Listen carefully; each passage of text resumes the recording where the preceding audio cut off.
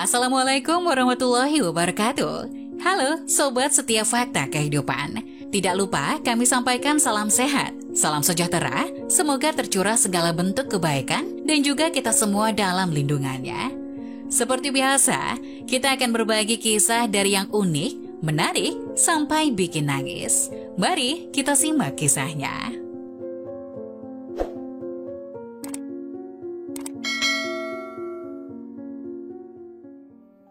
Terlalu bucin, kurir ini ditinggal nikah pacarnya setelah berkorban 8 tahun. Di sebuah kota kecil yang damai, hidup seorang pria bernama Rizky. Rizky adalah seorang kurir yang bekerja keras untuk sebuah perusahaan pengiriman terkemuka di kota itu. Selama 8 tahun terakhir, Rizky telah mencintai seorang wanita bernama Maya. Mereka berdua bertemu saat masih remaja dan jatuh cinta satu sama lain begitu dalam. Namun hidup tidak pernah berjalan mulus seperti yang diinginkan. Maya adalah wanita yang sangat ambisius dan memiliki impian untuk menjadi seorang dokter. Untuk menggapai mimpinya, ia harus pergi keluar kota dan kuliah di salah satu universitas terbaik. Rizky yang sangat mencintai Maya mendukung keputusannya tanpa ragu. Dia tahu bahwa perjuangan untuk mencapai impian adalah bagian dari cinta mereka. Selama 8 tahun, Rizky bekerja keras sebagai kurir untuk membantu Maya membiayai kuliahnya. Dia bekerja siang dan malam, mengirim paket-paket dari satu kota ke sudut lainnya. Semua penghasilannya dikirimkan ke Maya untuk membantu membiayai kuliahnya dan memenuhi kebutuhannya. Rizky selalu dengan senang hati menuruti setiap permintaan Maya, bahkan jika itu berarti melampaui batas kemampuannya. Baginya, kebahagiaan Maya adalah prioritas utamanya. Suatu kali, Maya mendambakan sebuah cincin berlian yang indah yang dia lihat di toko perhiasan di kota. Dia tahu betapa mahalnya cincin itu, dan seharusnya itu di luar kemampuan Rizky sebagai seorang kurir dengan penghasilan yang sederhana. Namun tanpa ragu, Rizky mulai menabung setiap uang yang dia bisa untuk membelikan cincin itu kepada Maya. Selama berbulan-bulan, Rizky menahan diri dari membeli barang-barang mewah dan merasakan kemewahan untuk dirinya sendiri. Dia makan dengan hemat, memotong pengeluaran yang tidak perlu dan bekerja lembur. Semua untuk mencapai tujuannya. Akhirnya, setelah beberapa bulan berkeringat dan mengorbankan sebagian besar penghasilannya, Rizky berhasil membeli cincin itu. Dia memilih waktu yang sempurna untuk memberikannya kepada Maya pada ulang tahunnya yang ke-25. Ketika Maya membuka kotak hadiah itu, air matanya berlinang bahagia. Dia tahu betapa besar pengorbanan yang telah dilakukan Rizky untuk memberikannya cincin itu. Namun itu bukan satu-satunya pengorbanan yang Rizky lakukan. Ketika Maya butuh dukungan finansial untuk kuliahnya, Rizky tidak ragu-ragu untuk memberikannya. Meskipun itu berarti dia harus hidup dengan keterbatasan. Dia meminjam uang dari teman-temannya, bekerja lebih keras, dan bahkan menjual barang-barang pribadinya untuk memastikan Maya bisa melanjutkan pendidikan. Rizky juga selalu siap membantu Maya dengan tugas-tugasnya. Terkadang begitu terlibat dalam proyek kuliahnya, sehingga dia merasa seolah-olah dia juga mengikuti kuliah. Dia menjadi pendengar yang setia untuk semua masalah Maya dan selalu memberikan dukungan moral yang sangat dibutuhkan. Namun semua pengorbanan itu bukan tanpa beban emosional. Rizky kadang-kadang merasa lelah dan di dalam hatinya dia merasa bahwa cintanya mungkin tidak cukup. Tapi dia terus berjuang karena dia tahu bahwa apapun yang dia lakukan, dia melakukannya demi cinta sejatinya Maya.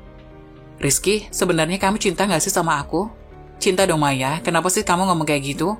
Aku ngerepotin ya, aku selalu minta dibelikan banyak barang sama kamu. Enggak dong sayang, semua yang aku berikan adalah bukti cintaku ke kamu. Aku gak merasa keberatan kok. Beneran, kata Maya memastikan. Iya, beneran sayang, sini peluk. Maya pun memeluk Rizky dengan mesra. Rizky juga membalasnya dengan penuh kasih sayang. Ia sangat mencintai wanita dalam pelukannya itu. Ia juga bertekad, apapun yang Maya inginkan, Rizky akan melakukan semaksimal mungkin, agar wanita pujaan hatinya itu merasa bahagia di sisinya. Sayang, aku baru saja melihat sebuah tas yang aku idam-idamkan di mall kemarin, itu cantik banget dan pasti cocok buat acara kondangan. Bukannya kemarin aku baru beliin kamu tas? Iya, tapi yang ini tuh beda lagi, lucu banget sayang, aku bener-bener suka, beliin ya, please.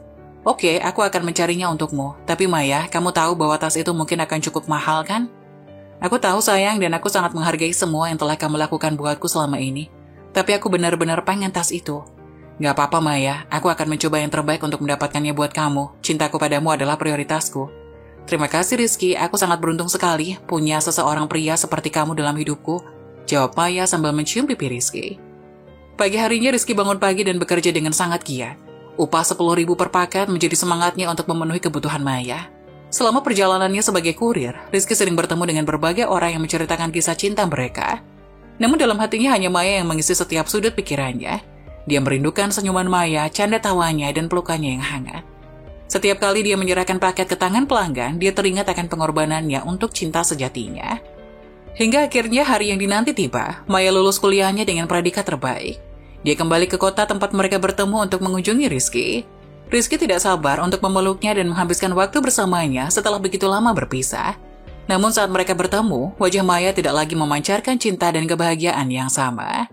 "Sayang, selamat ya. Aku benar-benar bangga sama kamu. Akhirnya kamu bisa wisuda," kata Rizky sambil memberikan bunga berukuran besar kepada Maya. Penampilan Rizky kala itu sangat menarik perhatian siapa saja yang lewat, membuat Maya agak risih menjadi pusat perhatian. Bagaimana tidak, Rizky memakai sepatu dekil yang biasa ia pakai untuk mengantarkan barang, dengan celana usang dan baju batik. Meski Maya tahu bahwa baju batik Rizky adalah baju baru, tapi kesan dekil dari Rizky tidak hilang karena kulitnya sangat hitam akibat sering terpapar sinar matahari. Maya yang merasa malu pun segera mengajak Rizky ke tempat yang sepi, dan mengucapkan terima kasih karena dirinya telah jauh-jauh datang untuk memberikan bunga. Tapi kala itu Maya berbohong mengatakan bahwa sehabis acara, dirinya bakal ada acara tambahan bersama teman-teman satu kelasnya untuk acara pribadi. Acara yang cuma bisa dihadiri teman-temannya saja. Mendengar jawaban dari Maya, Rizky pun agak sedih. Tapi dia tidak ingin menunjukkan kesedihannya di depan Maya. Ia tetap mendukung kegiatan Maya dan percaya padanya. Hari berganti, Maya dan Rizky kembali menjadi sepasang kekasih yang terlihat mesra. Rizky juga sangat senang karena Maya telah kembali ke pelukannya, menemani hari-harinya lagi. Membuat Rizky kembali bersemangat untuk bekerja demi bisa menikahi dokter cantik itu. Iya, 8 tahun pacaran. Rizky tidak ingin kehilangan Maya. Dirinya harus segera meminang kekasihnya agar tidak keduluan orang lain. Maklum saja, Maya adalah gadis cantik dan kini memiliki gelar. Pasti bakal banyak yang mengincarnya, tapi Rizky tetap optimis bahwa Maya tidak akan pernah mengkhianatinya karena cinta mereka sudah 8 tahun berjalan. "Sayang, aku senang banget bisa ketemu kamu lagi, tapi tahu nggak, aku baru saja melihat gaun pengantin yang sangat cantik di sebuah toko pernikahan tadi." "Oh ya? Apa kamu sudah sangat ingin menikah, sayang?" "Iya dong, masa enggak? Umur aku kan sudah nggak muda lagi." "Gaun itu punya ekor yang panjang. Full manik-manik dan cantik banget, pokoknya aku mau gaun itu sebagai gaun pernikahan aku." "Iya sayang, semoga aku bisa mewujudin impian kamu yang satu itu ya." "Kamu selalu mengerti aku, Rizky, makasih ya. Tapi kamu harus tahu Maya, aku telah bekerja keras tiap hari dan selalu membelikanmu berbagai barang yang kamu inginkan. Kadang aku merasa sulit untuk menabung untuk masa depan kita bersama. Apa kamu mau menunggu lebih lama lagi?" "Aku tahu apa yang harus aku lakukan, Rizky, dan aku sangat menghargai semua yang telah kamu lakukan buat aku. Tapi ini gaun pengantinku, Rizky, dan aku ingin semuanya sempurna saat aku menikah nanti. Aku mencintaimu begitu dalam, Maya, dan aku akan mencoba yang terbaik untuk memenuhi keinginanmu. Tapi tolong ingat, kita juga perlu merencanakan masa depan kita bersama termasuk kenangan kita. Maaf, Rizky, termasuk keuangan kita. Maaf, Rizky, aku mengerti apa yang kamu maksud. Aku tidak ingin membuatmu merasa tertekan, aku hanya terlalu bersemangat untuk pernikahan, dan aku lupa betapa sulitnya itu bagi kita berdua. Gak apa-apa, Maya, aku juga sangat ingin kita menikah. Tapi aku hanya ingin memastikan bahwa kita juga punya stabilitas keuangan untuk masa depan. Aku akan mencari cara untuk membelikanmu gaun impian itu. Tapi mari kita juga bicara tentang perencanaan keuangan itu bersama-sama." Lagi-lagi, Rizky menuruti permintaannya. Posisi Rizky yang sekarang bukan lagi sebagai kurir biasa, tapi leader para kurir yang artinya gaji yang ia dapatkan juga lebih tinggi dari sebelumnya. Tapi karena tuntutan dari Maya, kini Rizky rela turun lagi ke lapangan untuk membagikan paket agar bisa mendapatkan uang tambahan. Hingga hari membeli gaun pengantin pun tiba. Rizky sangat antusias untuk membeli gaun itu, darahnya berdesir. Ia tidak sanggup membayangkan alangkah cantiknya kekasihnya itu bila mengenakan gaun pemberiannya. Rizky sangat senang, bahkan ia meminta pemilik toko untuk membungkus kado itu hati-hati karena takut gaunnya rusak. Sang pemilik toko hanya tersenyum senang mengetahui ada seorang laki-laki yang tulus kepada kekasihnya hingga sangat memperhatikan gaun pengantinnya. Malam harinya, Rizky sudah janjian dengan Maya. Dirinya merencanakan untuk makan malam di sebuah kafe sekaligus untuk melamar kekasih yang ia cintai selama 8 tahun. Dirinya bahkan sudah meminta bantuan dari para pelayan kafe untuk mendekor penuh bunga yang romantis agar Maya terkesan. Waktu yang dijanjikan tiba, Rizky merasa sangat tegang dan campur aduk, matanya terus memandangi pintu masuk kafe.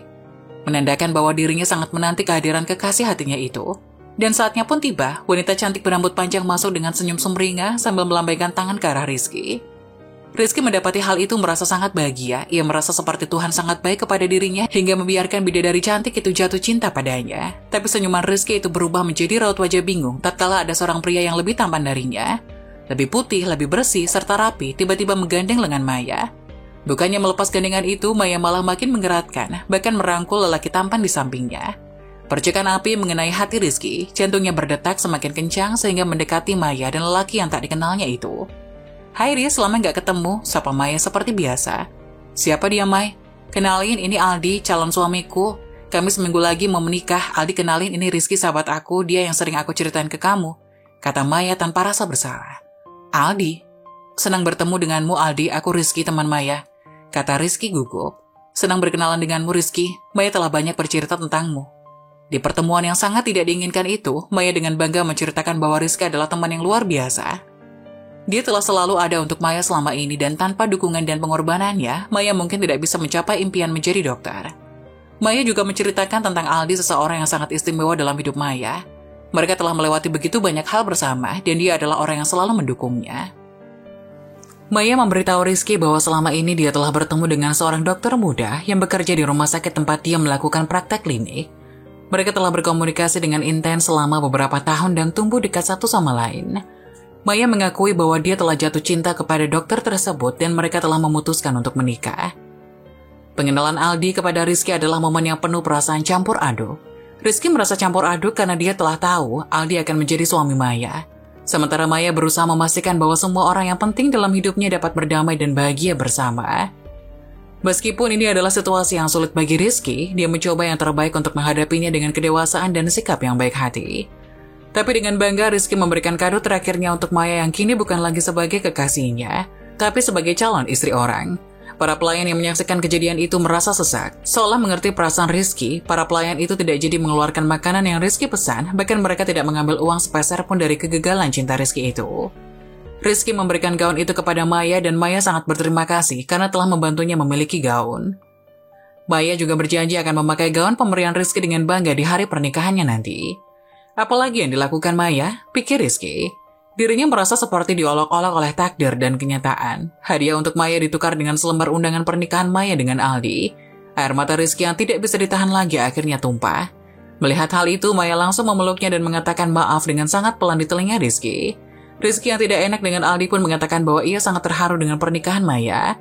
Bahkan dengan hati yang hampa, Rizky mendoakan kelanggengan di pernikahan Maya. Rizky merasa seperti dunianya runtuh. Dia tidak bisa percaya bahwa semua pengorbanan selama 8 tahun telah sia-sia. Maya yang dia cintai begitu dalam akan menjadi milik orang lain. Dia merasa terlalu bucin untuk bisa melepaskannya begitu saja. Namun dia tahu bahwa cinta sejati adalah tentang mengikhlaskan kebahagiaan orang yang kita cintai. Di suatu malam yang gelap dan hening, Rizky duduk sendirian di kamarnya. Di mejanya tergeletak surat undangan pernikahan yang datang beberapa hari yang lalu. Surat itu adalah undangan pernikahan Maya, wanita yang telah lama menjadi bagian penting dalam hidupnya.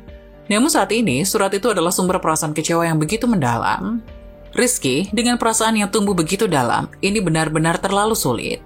Sejak Maya memutuskan untuk menikahi Aldi, seorang dokter muda yang dikenalkan Maya beberapa waktu lalu, Rizky merasa seperti seluruh dunianya hancur. Meskipun dia mencoba untuk memahami perasaan Maya, hatinya terasa hancur ketika dia menyadari bahwa cinta mereka yang telah bertahan begitu lama akhirnya akan berakhir. Dia merobek sudut surat undangan itu dengan gerakan perlahan. Robekan pertama adalah seperti ekspresi perasaan kecewa yang telah lama terpendam. Dia merasa seperti sepotong dirinya telah dicabut. Namun saat dia terus merobek surat itu, semakin dalam dia merasa kecewa. Suara kertas yang robek menghancurkan hening malam itu. Setelah surat undangan itu hancur dalam genggamannya, Rizky menatapnya dengan mata berkaca-kaca. Itu adalah tindakan melambangkan betapa dalamnya kekecewaan dan perasaan terluka yang ada di dalam dirinya. Ini adalah akhir dari semua impian kita bersama, Maya. Saat Rizky merobek surat undangan itu, dia juga merobek hatinya sendiri. Dia tahu bahwa dia harus bergerak maju dan mencoba untuk melupakan cinta yang telah lama dia simpan untuk Maya. Meskipun itu adalah tindakan yang menyakitkan, dia tahu bahwa dia harus menemukan kebahagiaannya sendiri. Bahkan jika itu berarti melepaskan cinta yang telah membuatnya terlalu kecewa. Dalam hatinya yang hancur, Rizky mengucapkan selamat kepada Maya atas pernikahannya yang akan datang. Dia berjanji akan selalu menjadi teman yang baik bagi Maya jika dia membutuhkannya. Kemudian dengan perasaan yang berat, Rizky kembali ke pekerjaan sebagai kurir, membawa pengorbanannya yang terlalu bucin bersamanya. Meskipun hatinya penuh dengan kesedihan, Rizky belajar bahwa cinta sejati tidak selalu berakhir bahagia. Kadang-kadang pengorbanan yang besar adalah tanda cinta yang tulus. Dia mungkin telah kehilangan cinta sejatinya, tetapi pengorbanannya akan selalu menjadi tanda cintanya yang abadi kepada Maya.